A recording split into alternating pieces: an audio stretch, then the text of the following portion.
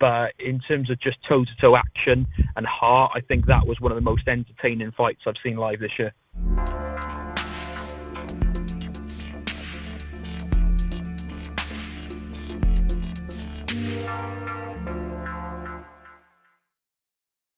Welcome back to episode 2 of the A-Side podcast with Jordan and Ian.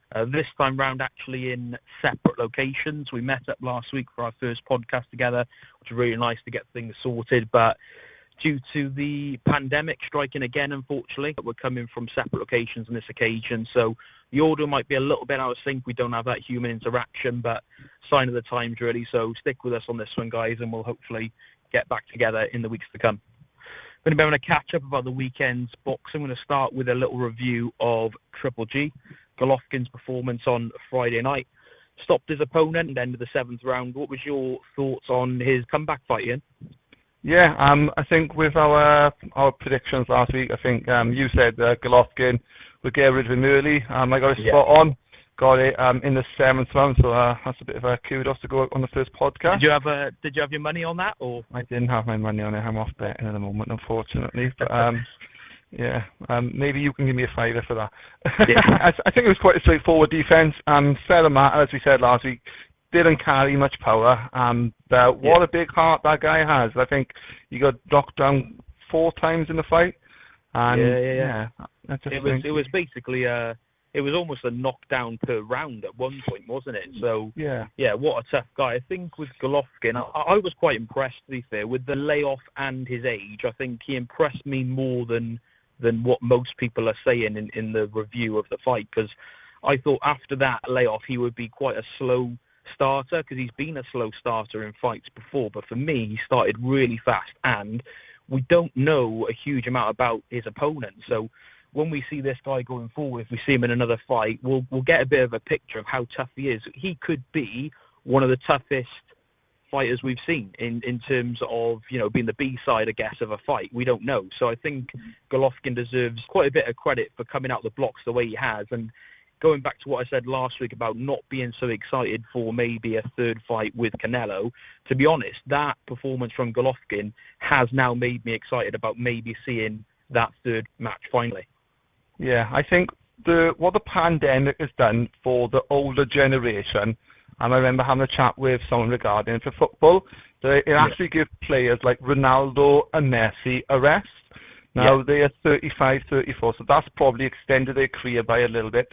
Same with Federer and Nadal in the tennis. I think it could have actually been a perfect remedy for Golovkin, not to have that much action all the time, because he's sort of forced to fight in on a regular basis. So I think having a full year off, same as everyone else, may actually stand him in good stead. A bit of a rebirth, isn't it? Yeah, exactly. And for someone of his caliber, it was really good to see him get the 21st record defense. And I think I think we both think that he beat Canelo twice. I definitely do. And for something on his legacy to look back on, you don't want it to be, but he lost to Canelo. You can actually look back and say, look, this was one of the greatest middleweights of all time. Record 21st defense, very unlikely to be beaten for a very, very long time. It was a fantastic performance by Golovkin there. Yeah, 100%. Like you said, I don't want it to ever be a taint on his record, the Canelo series, which might be interesting to see a third fight. For me, it should be at least 1-1. I thought he won the first fight by a round or two, and then the second fight, that's probably the one I'd call closer to a draw, really. So I do think he deserves the third fight at least, just to show if he can go that one further. Yeah, totally agree with that. Totally agree. Yeah. Okay, moving on to the Saturday night, the big one, Canelo versus Smith. Canelo dominating performance, really, won by unanimous decision. So it's 1-1 for me and you in terms of predictions. I called unanimous decision for Canelo. So, we're on good track record for that as well. But I think with that, I was a little disappointed with Smith. I mean, he was put under a huge amount of pressure by Canelo all through the fight. There was no space left between them, really. The amount of pressure Canelo puts on for a man of his height versus someone that's 6'3", I think is insane. The presence he had in the ring, it looked to me like Canelo was the 6'3" guy. It was just incredible foot speed, hand speed. I think it was probably overall, considering Smith's achievements, one of Canelo's best performances. What did you think of Canelo's fight there? Yeah, I think you nailed it with the pressure there. I think he's just always on you. You don't get a moment to rest. I think his footwork is brilliant. And I think you made a really good point there where you looked at the fight and you thought he's the bigger man. He's the stronger presence in the ring there. With the jab that he throws, his defense is probably, I think his defense has come up with that with so much credit, how he just sort of slips punches, just little movements, and whereas the Floyd Mayweather was more slick with upper body movement, it's just little head side to sides. I remember Callum catching him clean. No, mate, and he looks so fit and strong as well. When I saw him against Triple G, I thought he had some stamina issues going in towards the end of the fight, but this fight, his stamina looked immense. He was still putting all the pressure on. I guess even going into the last round with Callum needing the knockout, Canelo was more interested in getting it. You know, I know Callum probably got his heart broke in that fight, but I was a little bit disappointed that he didn't throw too much. But on the flip side, I think Canelo's just that good. I think Callum probably did do everything he could and just had it beat out of him, didn't he? Yeah, I think last week I said a good big one will always beat a good little one. Yeah. Is Canelo a great little one?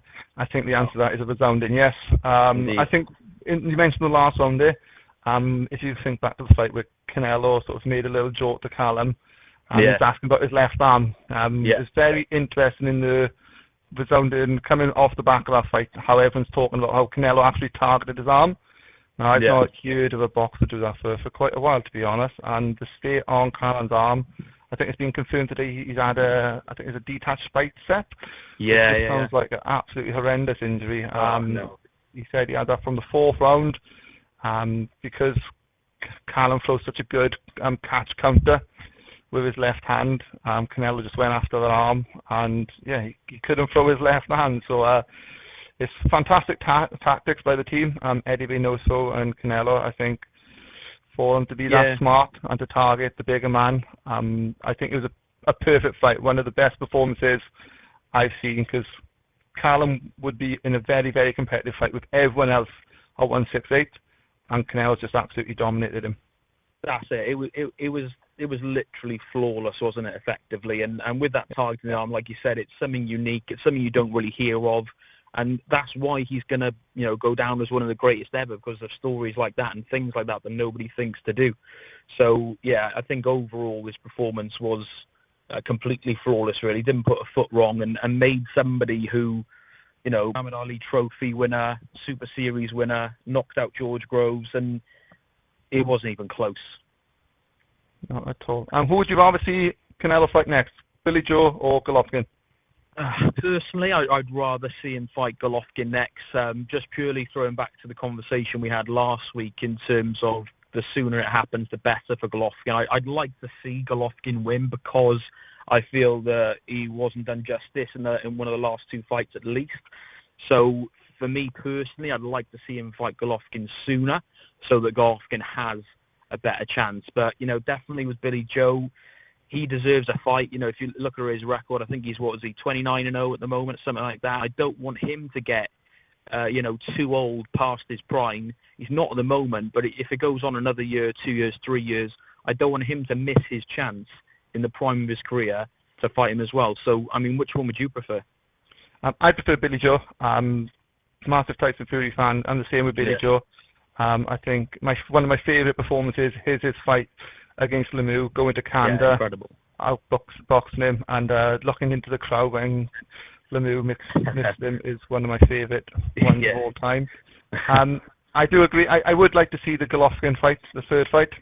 I do still think that Canelo wins and wins more convincingly, especially at 168, because Golovkin looked ripped, and he's just a 160 fighter. He's a perfect middleweight. So going up in weight, I just think Canelo is a massive favourite for that. Another question for you. How far do you see Canelo going? Do you see him going up to light heavyweight, going beyond that? What do you see him doing in the future? I know. It's insane. I know. How strong he looks. He looks like the sky's the limit for him. There has to come a stage where the size would make a difference. But, if you look at the height, take it for example, 6'3", Callum. How many heavyweights are 6'3"? Usyk, Andrew Ruiz is not even 6'3". So if he's hanging with 6'3" guys, and he can handle the extra weight, he can probably get there. I don't think he'd quite do it, because I think for his legacy, he would probably think that might be a little bit of a step too far. He is around 5'8", 5'9". We're not talking a 5'11" Roy Jones, which is almost like the perfect height to switch in between those weights. So I think he'll probably stick, to be honest. I don't think he'll go much further. I think he knows what he's doing now is dominating the game, dominating the world titles at middle, super, and light heavy. And I think that'll be enough for him. There's plenty of names for him to fight. He's 30 now, in his prime. I think he'll stick with light heavy as the top end, to be honest. Is this Canelo who fought Floyd Mayweather? Who would win that fight? If he fought the Floyd... Canelo. No. If he fought the Floyd from 2013, then I still think Floyd would have it in the locker, because Floyd's one of those, isn't he? Obviously finished now, but he would always raise his game to the opponent's level. So I think if Canelo was one better against Floyd, Floyd would be one better again. TBE, the best ever. Indeed. I agree. All right, so we've just reviewed two brilliant fights in the week just gone. Yeah. What are favourite fights of yours from this year? I know it's been very disruptive with the pandemic, COVID-19, but what's your favourite fight of the last year? Yeah, difficult one, with obviously the majority of the fights being without fans. Really changes the atmosphere, and you can really feel that coming through the TV as well. So I think it's been really hard for fighters. So to be fair, we've had a lot of good fights considering the conditions they've been under.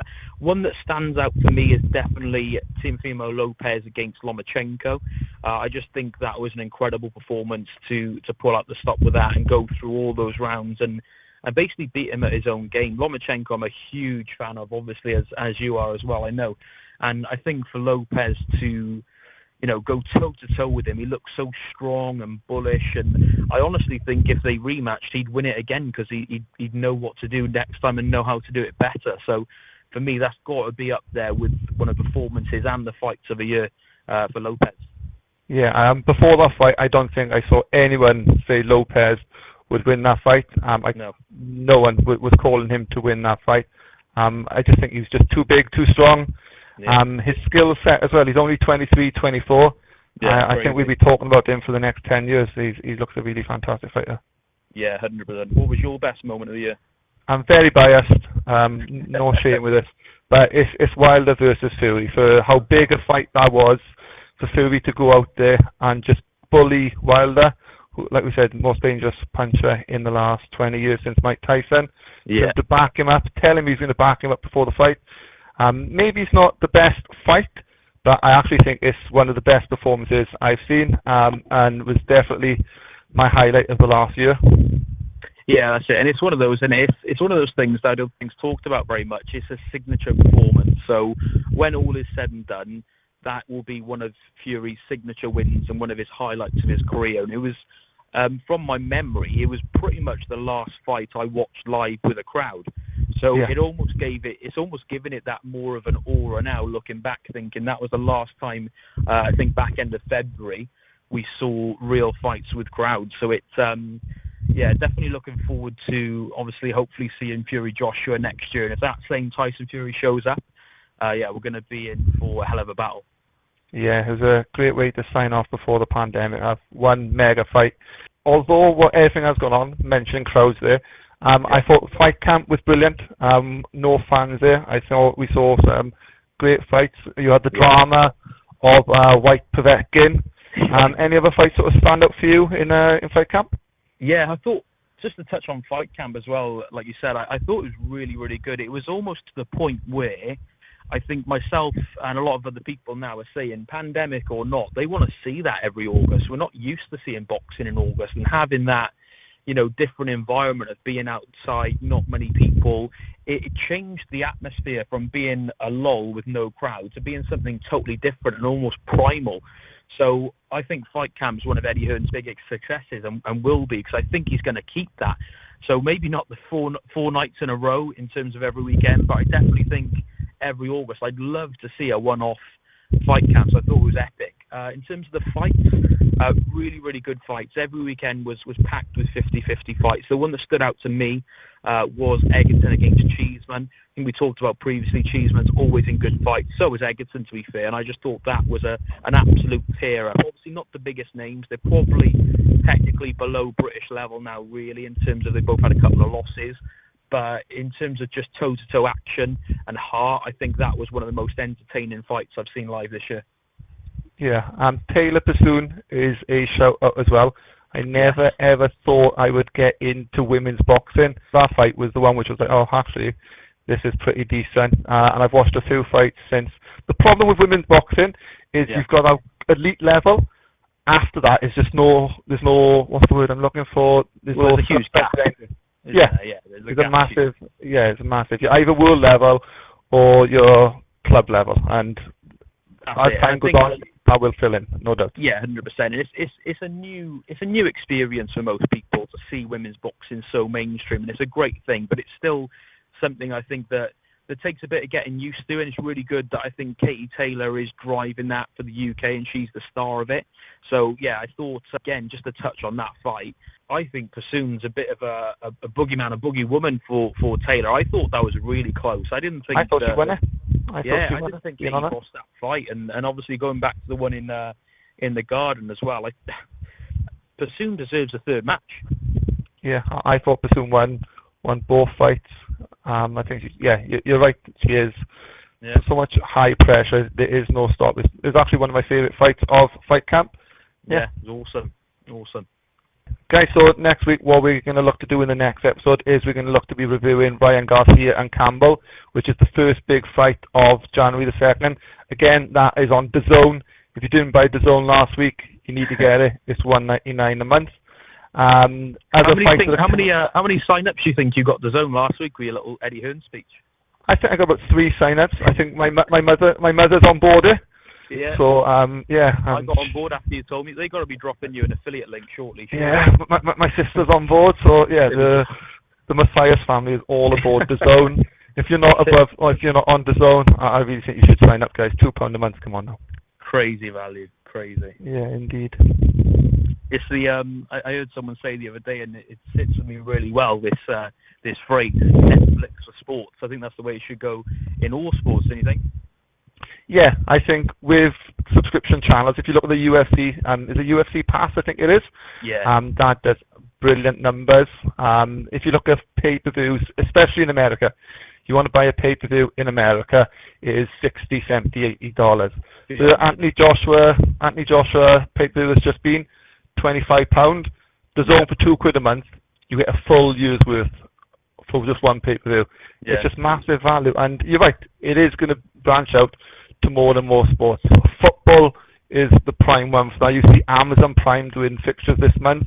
The more boxing that goes to subscription, we don't have to pay for Sky Sports. We don't have to pay for, like Canelo and Smith. I would have paid £20 for that in a heartbeat.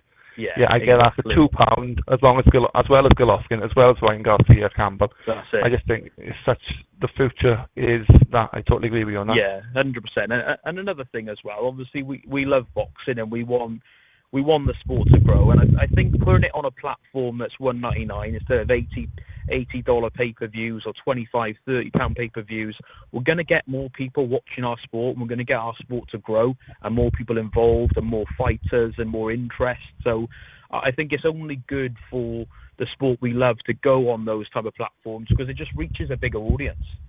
It is a case of big up DAZN, £1.99 a month, guys. $1.99 a month. That's the strap line of this podcast. $1.99 a month, guys. And also this week announced was Josh Kelly versus David Avanesyan. So that should be another big one as well. I think 2021. Yeah, a long time in the waiting because they were looking at that from March last year. I think one day I was really looking forward to that. So hopefully that will continue and go ahead. Hopefully have a little bit of a crowd there. I think. What do you think of with Josh Kelly? Because he was such a prospect 3-4 years ago. I mean, technically he still is, but for me, he stalled a little bit. You know, he had a draw out in New York, obviously, and I just feel like all the hype around him 3-4 years ago when he was 23, 24, and now I think he's 28 this year. You know, where do you see him going next in his career? He not just to win this fight, I feel, but I feel like he needs a big performance because considering the hype, I think he's stalling a little bit. I think performance is the main one. He's been a bit of a show pony. Like you see the highlight reel of him, you think, oh wow, this guy is absolutely fantastic. Today against low-level fighters, he stepped up on the Joshua undercard, and that ended up being a draw. And I don't think he was convincing. He needs to be convincing in this fight to really emphasize what he's like at world level. If he loses this fight, he's got the Conor Ben fight to fall back onto, so it's not the end of the world. Yeah. But if Josh Kelly is as good as Adam Booth says he is, he's saying he's the best fighter he's ever had, then he really needs to be putting the marker down and having a big performance in this fight. Yeah, 100%. Yeah, I think was it Ray Robinson? Was it? I think Ray Robinson. Yeah, you are right. Ray Robinson. He fought. Yeah, so. Like you said, that was effectively his first step up, and he went from the showreel knockouts to a decent performance. But you have to be beating a guy like that if you're gonna move on. So yeah, I'm hoping for a big performance from him. Maybe another fight under the belt for Conor Ben, maybe a month or two later, and then possibly towards the summer, maybe on a Joshua Fury undercard. Kelly versus Ben, I think, could be a huge fight. Yeah, and if you're going to carry the nickname Pretty Boy, the same as Big Floyd, you've got to be a lot better than you're doing at the moment there, Josh. Definitely. Yeah, definitely agreed. Okay, that'll do for episode 2 of the A-Side podcast. Thanks for watching, guys. We'll be picking up these podcasts for you now every Wednesday. They're going to be coming out every Wednesday at 6 p.m. Obviously, again, we're brand new, so if you can, like the video for us, subscribe to the channel if you're new, help us out. Help us grow the channel, reach more people, talking about the sport that we love. Comment your thoughts below. We'd love to hear your feedback on the podcast, and not just that, we'd love to hear your opinions on the fights and fighters we've discussed as well. So leave any comments, share the video as well. If you've got any friends who are into boxing or fight fans, share it with them. Me and Ian are going to head off now and eat our body weight in pigs in blankets. Hope you all have a good Christmas, and we'll catch up with you next week.